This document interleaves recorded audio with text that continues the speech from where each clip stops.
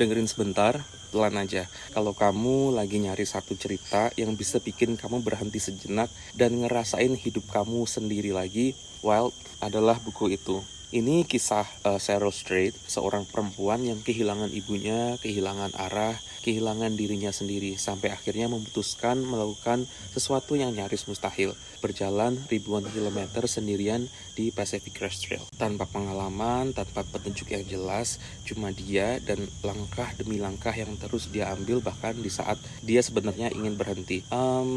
Ada satu bagian yang nggak pernah pergi dari kepala aku, yaitu Cheryl menulis di sini, I prayed to the whole wide universe and hope that God would be in it, listening to me. I prayed and then I felt it. Not because I couldn't find God, but because suddenly I absolutely did. God was there. I realized and God had no intention of making things happen or not, or saving my mother's life. God was not a grantor of wishes. God was a ruthless bitch. Kadang kita cuman butuh kejujuran seperti itu, bukan jawaban, bukan mukjizat, tapi keberanian untuk menerima dan memilih cerita yang lain. Dan ya, Wild sampai difilmkan. Jadi Reese Witherspoon memerankan Cheryl, dan filmnya mendapat nominasi Oscar untuk Best Actress dan Best Supporting Actress. Perjalanannya menyentuh jutaan orang, bahkan bukan cuma pembaca tapi juga penonton di seluruh dunia. Tapi yang paling kerasa tetap bukunya. Karena Wild bukan tentang hiking, ini tentang patah dan pelan-pelan pulih.